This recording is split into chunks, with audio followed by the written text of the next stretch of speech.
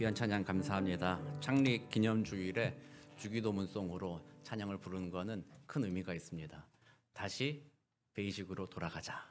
예수님의 가르침으로 돌아가자. 예수님 하신 말씀대로 돌아가자. 아주 귀한 은혜가 있습니다. 감사합니다.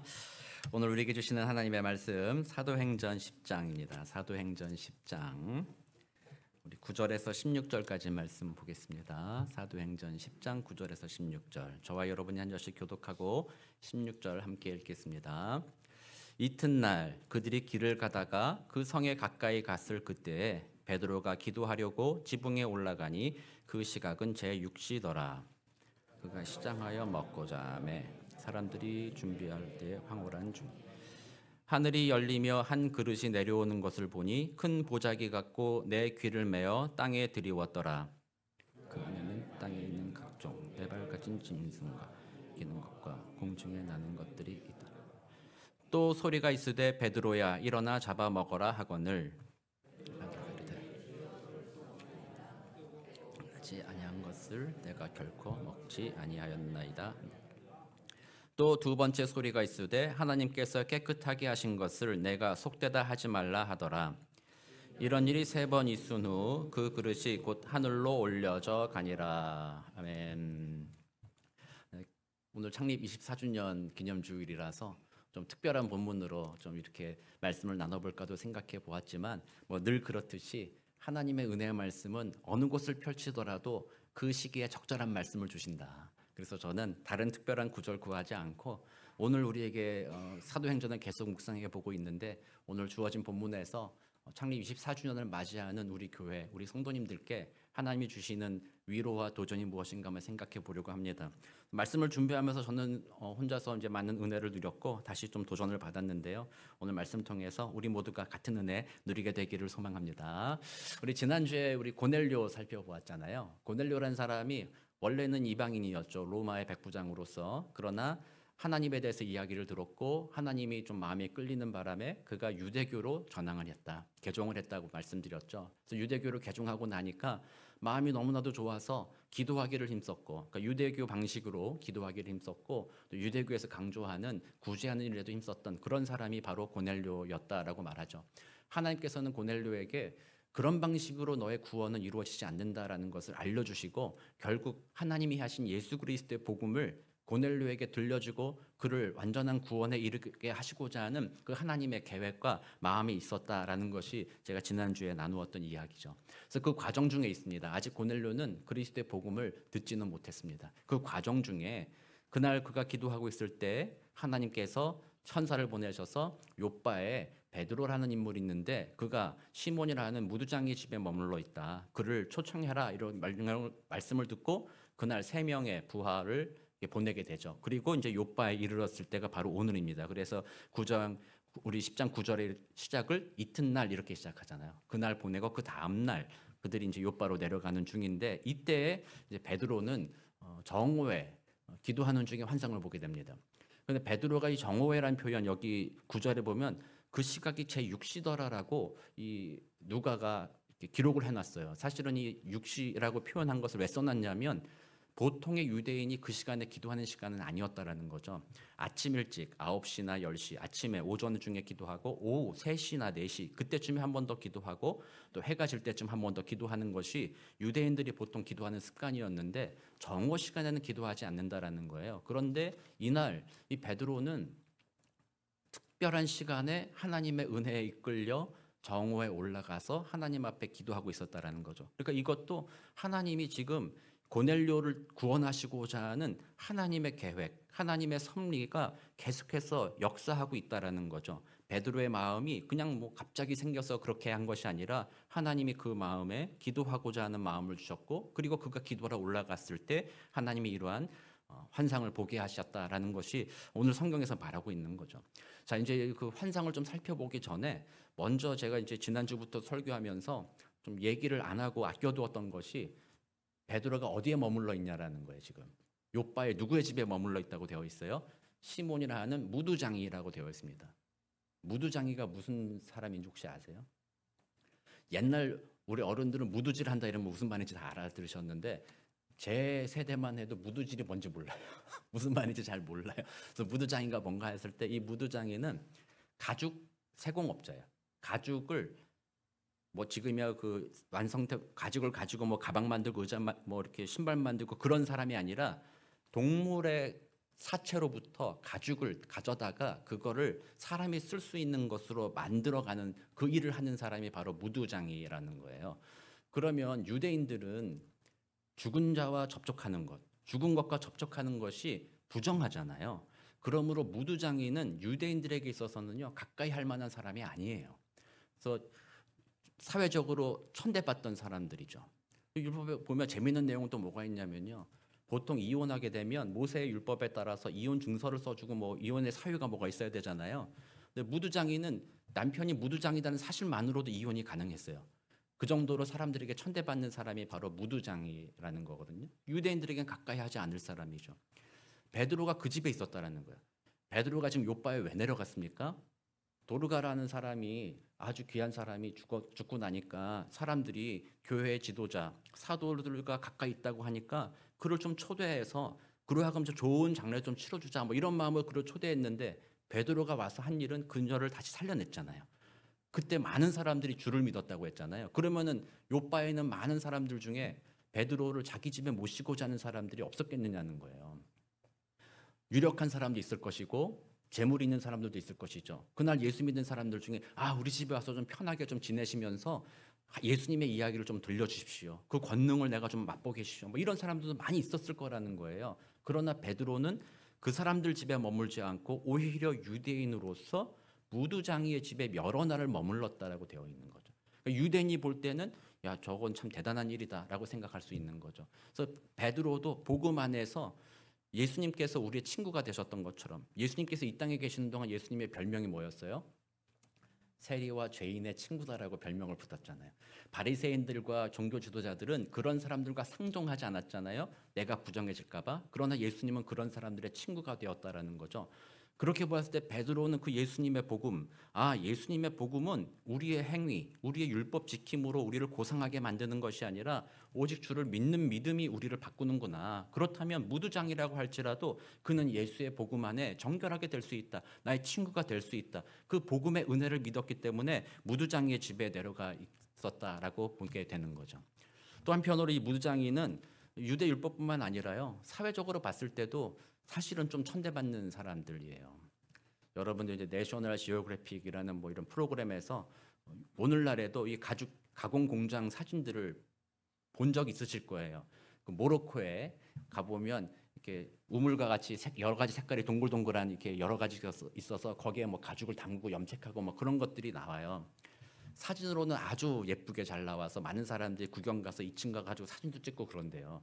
근데 문제는 거기 오래 있을 수가 없다라는 거야. 왜요?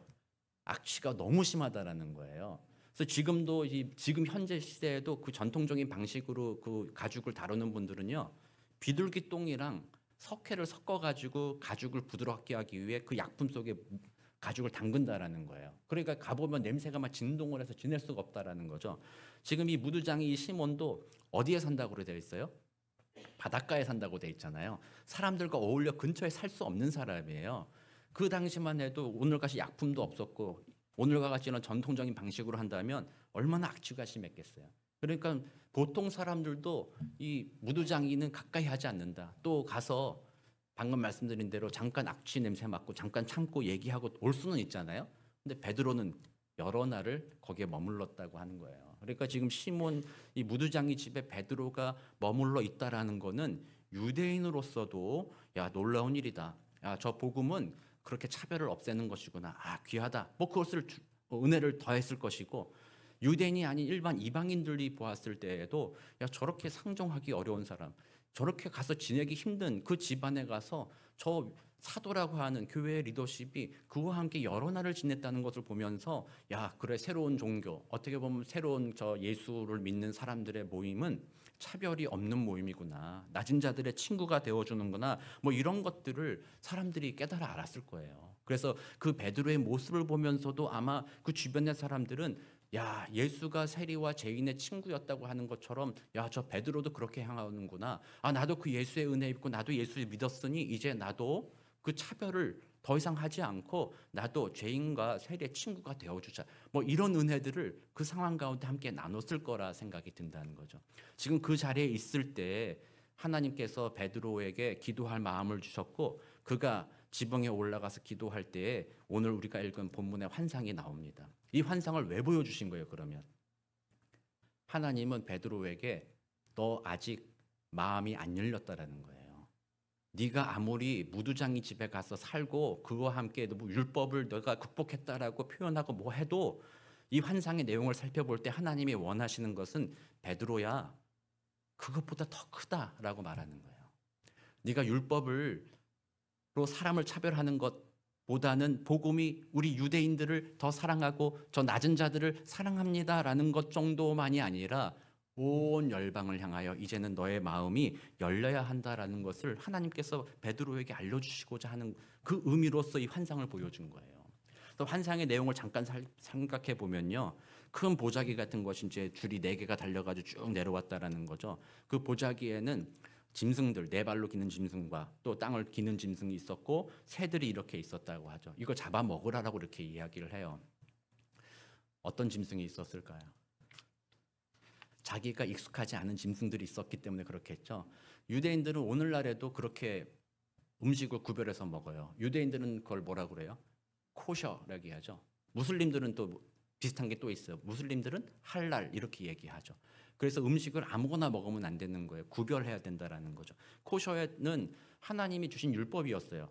창세기로부터 또 모세로 주어진 율법서에 보면 창세기에서 식물은 너희들의 음식이 될 거라 했으니까 식물들은 뭐든지 먹을 수가 있었거든요. 그러나 동물은 나중에 율법서에서 나중에 동물을 먹게 하시면서 이러이러한 동물들은 부정하니까 먹지 말라라고 말씀하셨어요. 그게 오늘날의 코셔의 기준이기도 하죠. 비늘이 없거나 지느러미가 없는 것은 먹으면 안 돼요. 지느러미에 비늘이 꼭 있는 물고기만 먹어야 돼요. 그래서 오늘날 우리가 만약에 장어 이런 거는 먹으면 안 돼요. 불쌍하죠. 오징어, 낙지 이런 것도 먹으면 안 돼요. 불쌍해요. 맛있는 걸 몰라가지고. 코셔예요. 그리고 육고기도 발 굽이 있는 것과 그리고 되새김질을 해야 돼요. 그것만 먹을 수 있어요. 소, 양, 염소, 사슴 뭐 이런 거는 먹을 수 있어요. 그런데 불쌍하게도 못 먹는 게 뭐가 있어요? 돼지고기를 못 먹어요. 발은 갈라졌지만 되새김질을 안 하는 동물이니까 돼지고기를 못 먹어요. 날아다니는 짐승들 중에서도 뭐 사실은 닭이라든지 메추리 뭐 이런 것들은 먹어요. 그렇지만 우리는 잘 안 먹지만 날아다니는 짐승 중에 뭐 맹금류라든지 이런 거는 먹지 말아라 뭐 이렇게 되어 있어요. 오늘날도 이거 지켜요. 그리고 그 뭐 도축하는 방식도 따져야 되고요. 또 중요한 것 중에 하나가 어미와 새끼를 같이 삶지 말아라 이렇게 얘기하는 것을 좀 확대해서 어미가 만들어낸 유제품 있죠. 치즈, 버터 이런 것들과 고기가 섞이면 안 돼요. 그래서 오늘날 사람들은 저 예루살렘 가면 맥도날드 가도 치즈버거가 있을까요? 없을까요? 없어요. 치즈하고 고기를 같이 먹으면 안 되거든요. 코셔에 따라서. 치즈버거가 없어요. 또 뭐가 없을까요? 피자도 없어요. 고기에 피자 토핑하니까. 그런 것도 안. 그래서 자기들만의 그 사람들이 만든 피자가 따로 있죠. 이것처럼 오늘날에도 이 사람들이 코셔라는 것으로 해서 음식을 구별한다라는 거예요. 이 당시는 얼마나 심했겠어요. 베드로는 어려서부터 그렇게 자라왔잖아요. 그래서 우리들도 그렇잖아요. 우리도 어려서부터 김치찌개 계속 먹었으니까 우리에겐 김치찌개가 최고의 음식이 되는 것처럼 뭐 베드로에게도 이런 음식들은 사실 굳이 필요 없는 음식들이라는 거예요. 하나님 이런 것들은요 내가 태어나서부터 부정하다고 해서 먹지도 않았고요. 내게 익숙하지도 않은 겁니다. 그러니까 나 안 먹을 거예요. 이렇게 말하는 것이 당연하다라는 거죠. 그러나 하나님은 말하죠. 잡아먹어라 얘기합니다. 베드로가 고집이 얼마나 센 사람이에요. 베드로는요 3번을 많이 해요. 예수님 십자가 달릴 때도 3번 부인했지. 내 양을 먹으려 할 때도 3번 예수님의 너가 나를 사랑하냐 3번 물어봤지. 오늘도 이 환상을 3번이나 보여주는 거야. 이 베드로가 얼마나 사람이 고집이 센 인간인가 이걸 우리가 알 수 있는 거죠. 고집이 센 인간임에도 하나님은 그를 변화시켜서 주의 일을 감당하게 하셨으니 그것도 은혜다라는 거죠. 오늘 환상도 한 번만 대충 보여주면 됐지. 그거를 3번이나 반복해서 또 베드로도 3번이나 똑같이 대답하겠죠. 첫 번째 듣고 나서 아 그렇구나. 그러면 이제 먹겠습니다. 우리 같으면 좀 그래야 되지 않을까요? 첫 번째, 두 번째 그래 그렇다면 좀 먹겠습니다. 그런데 3번이나 자기가 안 먹습니다.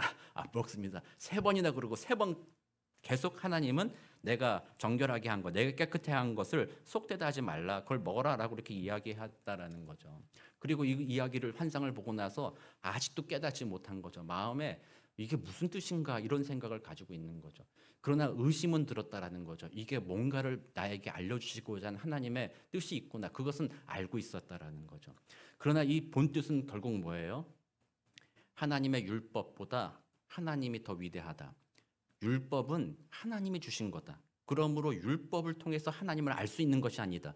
율법은 하나님으로 가는 길이긴 하지만 하나님은 율법보다 더 위대하다라는 것을 말씀해 주고 계신 것이며, 또 그 율법보다 위대하신 하나님이 이제 예수 그리스도로 말미암아 새로운 율법을 우리에게 주셨다라는 거예요. 예수님의 그 율법은 율법을 폐하려고 오신 것이 아니라 율법을 완성하러 오셨다라고 말씀하시는 거잖아요. 더 이상 먹는 것 때문에 사람을 구별하는, 이거는 크게 확장하면 율법을 통해서 사람을 구별하는 시대는 지나갔다라는 거죠. 그거는 그 율법을 주신 것은 죄와 죄가 아닌 것, 진리와 비진리, 이런 것들의 구분이 있다라는 것을 알려주기 위한 교보제일 뿐이었다라는 거예요. 그 율법들을 통해서 내가 죄인됨을 깨닫고 내가 잘못된 길을 가고 있다는 것을 깨닫는, 그것을 알려주기 위한 수단이었을 뿐이고 교보자였을 뿐이다라는 거죠. 그리고 예수님이 이 땅에 오셔서 이제는 너희들이 죄와 죄가 아닌 것을 구분할 줄 알지만, 그러나 우리의 행위로 이젠 구분되지 않는다. 예수 안에서 죄인된 우리들도 용납하여 주신다. 그러므로 율법이 했던 일들을 알게 하셔서 하나님께로 나아가게 만드는 그 행위는 이제 끝났다. 율법이 할 일은 끝났다. 이제는 예수의 은혜가 나타났다라고 예수님이 말씀하시는 거예요. 그래서 이 과거의 율법에 매여 있지 말아라는 거죠. 그거 가지고 판단하지 마라. 하나님이 하시면 하나님의 뜻대로 순종하는 것이 옳다라고 하나님이 베드로에게 깨닫게 해주시는 거예요. 그래서 예수님께서도 장로의 전통을 얘기하잖아요. 마가복음 7장 15절 16절입니다. 한번 우리 같이 한번 읽어보겠습니다. 시작. 무엇이든지 밖에서 사람에게로 들어가는 것은 능히 사람을 더럽게 하지 못하되 사람 안에서 나오는 것이 사람을 더럽게 하는 것이니라 하시고, 예수님께서는 이 장로들의 전통, 바리새인들과 장로들이 제자들이 손을 안 씻고 음식을 먹는다, 이런 것들을 보면서 막 비난했어요. 너희들은 왜 전통을 따르지 않느냐, 율법을 어겼다, 이런 식으로 비난했을 때 예수님이 하시는 말씀이, 입으로 들어가는 것, 결국 내가 구별하고 행위로서 내가 거룩해지고 더러워지고 그런 것들이 이제는 중요하지 않다. 이제는 내 마음이 변화되는 것, 내가 하나님의 뜻을 알고 하나님과 교제하고 예수 안에서 하나님과 연합함으로 그 마음에서 나오는 행동들이 사람을 더럽게 하기도 하고 깨끗하게 만들기도 한다라고 예수님께서 말씀하시면서, 이제는 그 율법의 기준을 절대시하지 말아라. 그것은 단지 예수를 보여주시기 위한, 하나님의 뜻과 계획 가운데 보여주시기 위한, 성경에서 몽학성생이라고 말하죠. 그걸 뿐이다. 초등교사라고 말하죠. 그건 지나갈 뿐이다라고 말하면서 이제 베드로에게 깨우치게 하는 겁니다. 너 이제 익숙했던 거, 네가 세워놓았던 그 기준까지도 이제는 넘어서라는 거죠. 너가 그 무두장이, 그 사람들, 유대인들이 꺼려하는 사람들에게까지 마음이 열려 있다면 이제는 온 열방을 향하여, 하나님이 깨끗하게 하시는 그 사람들을 향하여 너의 마음이 열려야 된다라는 것을 하나님께서 베드로에게 말씀해주고 계신 거예요. 그래서 오늘 이 말씀은 사실 우리들에게도 도전이 되는 거는 뭐냐면, 우리들도 이만하면 됐다 생각할 때가 있죠. 내가 이만한 사람들에게 손을 내민다, 이 정도는 내가 섬긴다, 이 정도면 됐죠 하나님, 이 정도면 충분하죠 얘기했을 때 하나님은 또 말하는 겁니다. 아니다, 나는 그것보다 더 넓다. 너희들의 손을 더 넓이 펴라라고 말씀하시는 거예요. 너희들의 마음의 기준에 미치지 못하는 사람들, 어느 정도 난 그 기준을 좀 확장하겠습니다 라고 생각할 수 있죠. 조금 확장했을 수도 있어요. 옛날 같으면 참아주지 못할 사람이 있잖아요. 근데 그 사람이 어느 날인가부터 좀 참아졌어. 야, 저 사람을 내가 참아지게 되다니, 하나님, 이게 하나님의 은혜입니다, 할렐루야, 이러고 있을 때 하나님이 뭐라고 그래요? 그것보다 더다. 이게 베드로에게 주님 하나님 말씀하시는 얘기예요. 그것보다 더다. 더 손을 넓혀라, 더 마음을 낮춰라, 더 겸손해라. 내가 너에게 붙여주는 그 사람을 너는 만나고 그 사람에게 주의 사랑을 증거해라. 하나님이 말씀하시는 거예요. 그래서 이 모든 과정들이 하나님께서는 고넬료라는 인물, 그리고 그의 가정을 구원하시기 위해서 하나님은 고넬료를 만져주셨고 동시에 베드로의 눈을 뜨도록, 그래서 미리 준비시켜 주신 거예요. 이렇게 준비시켜 주셨기 때문에 우리가 다음 주에 또 보게 되겠지만 고넬료가 베드로의 이야기를 듣고 베드로도 고넬료에까지 내려가서 그리스도의 복음을 전하는 그 귀한 만남이 이루어졌다라는 거예요. 그래서 이 모든 과정이 하나님이 일하고 계시다는 겁니다. 하나님이 이끌고 계시다는 겁니다. 사랑하는 사람을 구원하시고자 하나님께서는 사람을 예비하셨고 만날 사람을 만나게 하셨고 그 사람들이 마음이 넓어지도록 준비하여 주셔서 하나님의 때가 되니 그 사람들이 만났을 때 복음이 전파되고 구원의 은혜가 임하는 놀라운 역사가 일어나기 시작했다라는 겁니다. 그렇게 본다면 우리 교회도 오늘 24주년을 맞이하잖아요. 지금까지 우리 교회를 하나님께서 은혜 가운데 지켜주신 것이 얼마나 감사합니까? 함께 예배하게 하시고 하나님의 은혜의 진리를 알게 하시니 얼마나 감사합니까? 그러나 가만히 보면 우리들도 때때로는 우리 교회가 손을 내밀 수 있는 바운더리는 여기까지야 생각하는 경우들이 있다라는 거죠. 우리가 이 정도 하면 됐지 않나? 저는 가끔 생각합니다. 그래도 우리가 튀르키예 아프간 난민 선교도 하고 무지개 가족 선교회도 돕고 힘들어도 한 달에 한 번 홈리스 사역도 하잖아. 하나님, 이 교회면은 이 정도면은 잘하고 있는 거 아닙니까? 이랬을 때 하나님이 뭐라고 하겠어요? 오늘 본문을 보면 뭐라고 하겠어요? 더다. 물론 하나님께서는요 억지로 하진 않습니다. 인격적인 분이시기 때문에 우리들의 마음을 움직일 겁니다. 그리고 하나님께서 이끌어 가실 것입니다. 만약에 어떤 누군가를 하나님이 구원하시고자 하는 계획이 생기신다면 우리 교회, 우리 성도님들의 마음을 움직이기 시작할 겁니다. 그리고 그 사람들을 만날 수 있도록 도와주실 것이고 그 일을 이루어 가실 것입니다. 그러므로 우리들은 주님 앞에 겸손한 것이죠. 베드로와 같이 하나님이 그릇이 내려와서 먹으라 했을 때 베드로도 끝까지 반항했지만 그러나 성령이 임했을 때 그 뜻을 알게 되고 고넬료를 만나게 되었던 것처럼 우리들도 그럴 수 있다라는 거예요. 하나님이 토렌스 선한 목자교회야, 저기 좀 가라, 저기 잃어버린 사람이 있지 않냐, 저들을 좀 섬겨라 막 얘기해도 우리는 뭐라 그래요? 주님, 그러지 못하겠습니다. 주님, 우리는 그런 일까지는 하진 않습니다. 우리들의 생각이 우리들의 한계를 이렇게 정해놓고 거기까지만 나아가려고 한다라는 거죠. 그러므로 우리는 이 시간 다시 한번 24주년을 보내고 다시 25주년을 맞이할 때에는 우리들의 마음이 넓어지는 겁니다. 하나님, 주님이 무슨 일로 이끄시는지 우리가 알게 하여 주시고 성령이 우리를 충만하게 채워주셔서 우리들의 삶에 하나님이 나를 어떻게 이끄시는지 깨닫게 하시고 마음을 넓게 열도록 주님 도와주십시오. 나를 통해서 하나님이 일하시는 것을 보게 하여 주십시오. 나의 편견과 나의 교만함이 다 무너지게 하시고 주님 앞에 겸손하여져서 하나님이 나를 쓰고자 하실 그때에 내가 쓰임받을 수 있도록 나의 마음을 준비시켜 주십시오라고 기도하는 거죠. 지금 사우스베이 지역에 교회들도 많이 있습니다. 그러나 가만히 보면 교회들마다 큰 부흥은 없습니다. 여전히 예수 안 믿는 사람들은 교회 안 나가고 예수 안 믿고 또 예배가 무너진 사람들도 예배 자리에 안 나오는 사람들도 참 많이 있습니다. 하나님의 때가 있으리라 생각합니다. 우리는 그 사람들을 안타깝게 여기는 겁니다. 하나님, 우리들의 마음이 넓어지게 하시고 그들을 받을 수 있도록 우리들의 마음을 준비시켜 주십시오라고 우리는 기도해야 됩니다. 그리고 사우스베이 지역의 부흥을 위해서 우리 교회가 쓰임 받도록 주님 도와달라고 기도하는 것입니다. 하나님께서 우리들을 사용하시면 우리들의 눈에는 불가능해 보이고 안 될 것 같고 그럴 것 같아도 하나님이 이끄신다면 우리가 생각하는 것 이상으로 하나님은 놀라운 일들을 이루어 가십니다. 상처받은 이 세상을 우리를 통해서 하나님은 치유해 가시기도 하는 것이죠. 우리 24주년을 맞이했습니다. 지난 24년 동안 좋은 일이 있었고 나쁜 일이 있었을 것입니다. 그 모든 것 우연이 된 것이 아닙니다. 다 하나님의 섭리 가운데 그 모든 것을 이끌림 받았습니다. 좋은 일이 있었다면 하나님의 은혜에 감사하면 됩니다. 주님, 지금까지 우리 교회 여기까지 오게 하시고 예배하게 하시고 이 예배 장소를 주셔서 함께 예배하게 하시니 얼마나 감사합니까? 감사하면 됩니다. 나쁜 일이 있을 것입니다. 우리 사랑하는 지체들 가운데 상처를 받고 교회를 떠난 이들도 있을 것입니다. 또 때로는 교회 안에서 서로 다툼이 있어 마음의 미움의 감정이 남아있는 경우들도 있을 것입니다. 그것도 괜히 일어난 것은 아닙니다. 그것도 하나님의 섭리 가운데 일어난 것이라고 우리는 봅니다. 그렇게 본다면 그런 실패를 통해서 하나님이 우리에게 주시고자 하는 마음이 무엇인가를 깨닫는 것입니다. 그 실패를 그냥 단순히 실패와 상처로 묵혀두는 것이 아니라 그 실패 가운데서 하나님이 내 마음을 바꾸고자 하시는 것이 무엇이었을까? 하나님은 우리들에게 무엇을 원하실까? 그 하나님의 마음을 알기를 원하는 기회로 삼아야 된다는 거죠.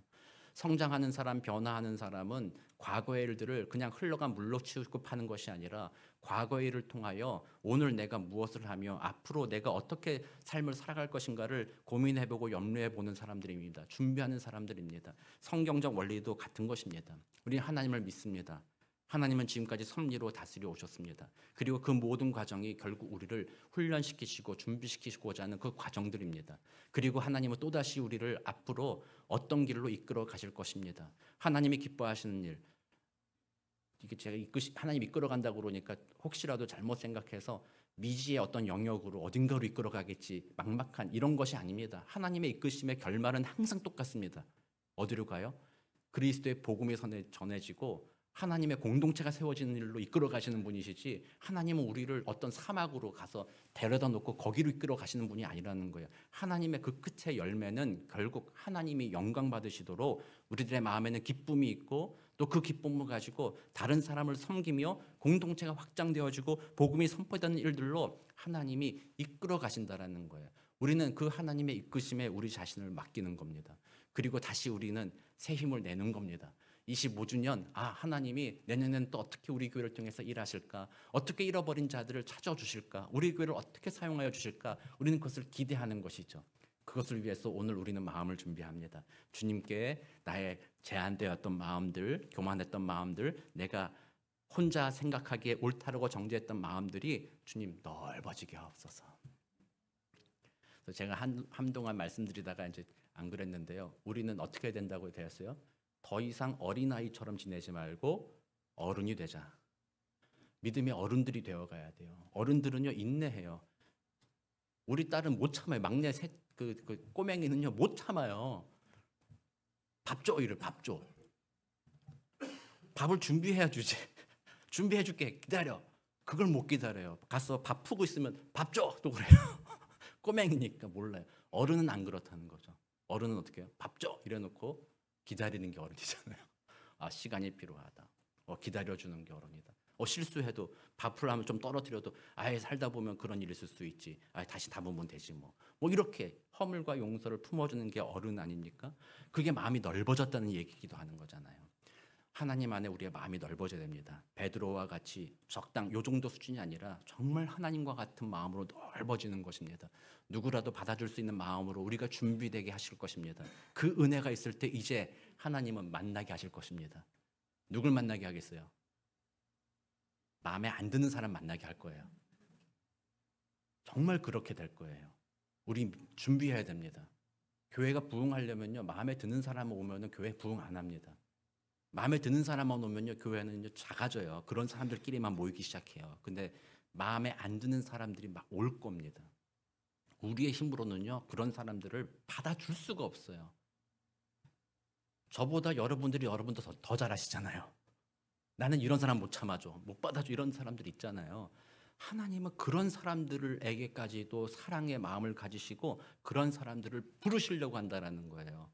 우리가 아니면 누가 그런 사람들을 하나님의 복음으로 품어주고 주님 앞에 불러줄 수가 있겠어요. 하나님께서는 우리들의 마음을 그렇게 준비시켜 주신다는 거예요. 베드로와 같이 그렇게 마음을 열어주신다는 거예요. 그래서 여러분들이 오늘 창립 24주년을 맞이하면서 지난한 세월들, 우리 교회 또 여러분들의 인생의 지난한 세월들 간에 하나님의 은혜가 있었구나 기억하고 감사하면 됩니다. 그리고 또다시 하나님께 이 시간 기도합니다. 우리 오늘 온영호 장로님께서 정말 너무나도 귀한 기도해 주셔서 감사합니다. 이 지역사회에 복음을 전하는 교회, 잃어버린 자를 찾는 교회가 되기를 우리가 진짜 원한다면 주님 앞에 또다시 우리는 기도해야 됩니다. 내 마음이 넓어지게 하옵소서. 어디까지 넓어져야 돼요? 태평양처럼? 아니요. 하나님 마음만큼 넓어져야 돼요.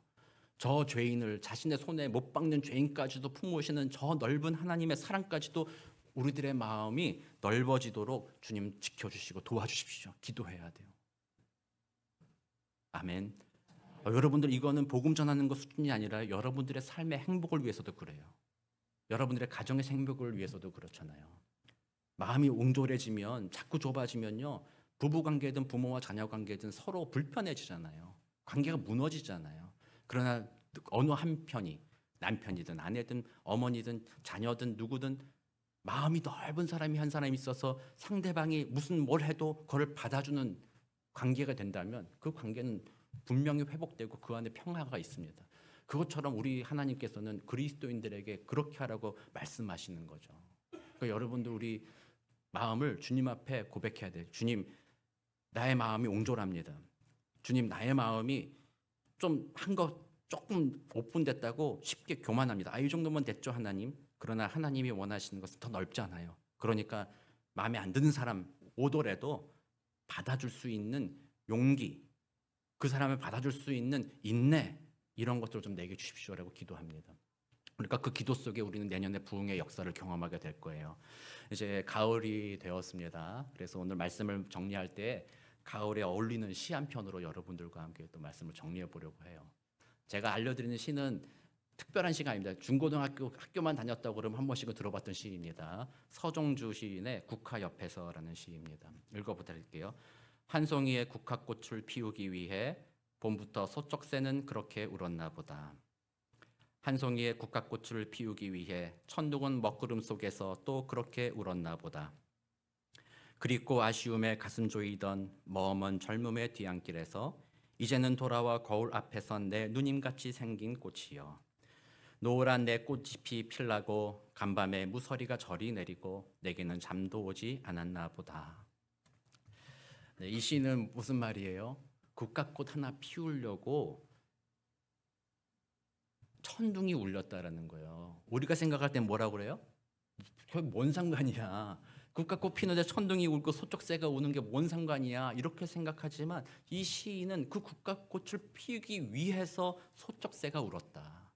그걸 위해서 천둥이 몰아쳤다. 또 그걸 위해서 무서리가 저렇게 내렸다. 지난밤에 나는 또 잠도 오지 않았다. 그걸 피우기 위해서 이렇게 했다라고 그 사람은 이야기합니다.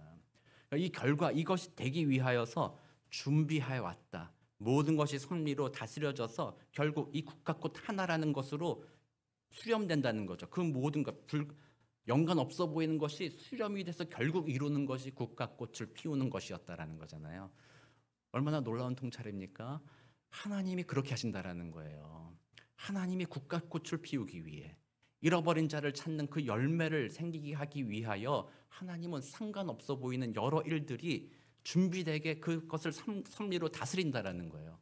고넬료에게 천사를 보내주시기도 했고, 그 50km 떨어진 머나먼 곳에 서로 알지도 못하는 베드로가 갑자기 환상을 보면서 그 고넬료의 집에 초대되는 그것을 마음을 준비시키는 그 일도 하셨고, 전혀 연관 없어 보이는 일들이잖아요. 그러나 그 모든 것이 하나님의 섭리 가운데 결국 고넬료 그 가정을 구원하시기 위해 이런 일들을 행하고 계신다라는 거예요. 그래서 오늘 우리들도 그 마음을 품는 겁니다.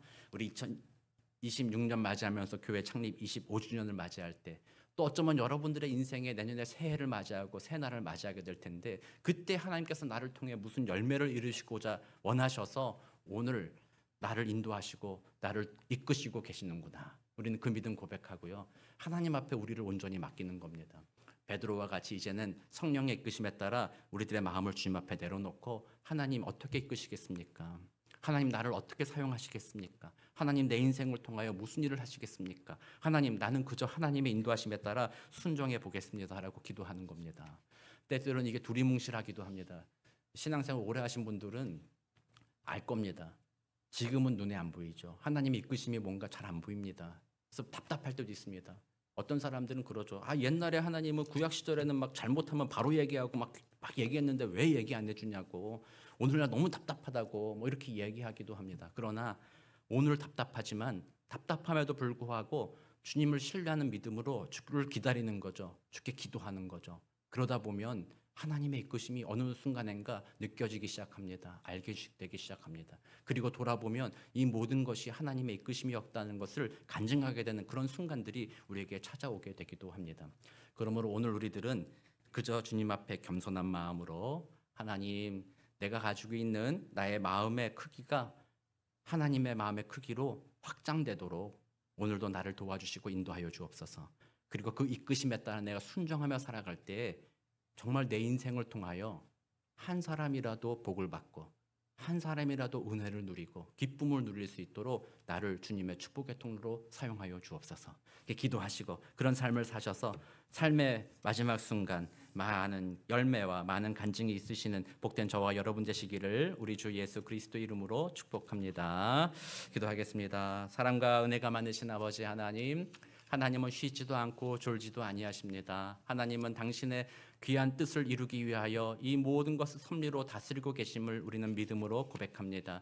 토렌스 선한 목자 교회 지난 24년간 주께서 지켜주셨습니다. 그리고 하나님은 이제 부흥을 위하여 우리들 또한 준비시키고 계심을 우리는 믿음으로 고백합니다. 우리들의 마음이 주님과의 마음과 같이 넓어져서 하나님이 일하시는 그날을 우리는 기대하며 하루하루 순종하며 걸어가게 되기를 간절히 소망합니다. 때때로 우리 육신의 눈, 우리들의 생각이 주인 되어서 하나님의 이끄심을 거절할 때도 많았음을 고백합니다. 그러나 하나님, 우리들의 마음에 성령으로 찾아와 주셔서 마음이 부드러워지고 겸손하게 하여 주셔서 모든 주도권, 모든 것을 하나님께 맡기고 하나님 이끄심에 기쁨으로 순종하며 달려가는 우리 모두가 되도록 주님 도와 주옵소서. 감사드리며 살아계신 우리 주 예수 그리스도의 이름으로 기도드립니다. 아멘. 오늘은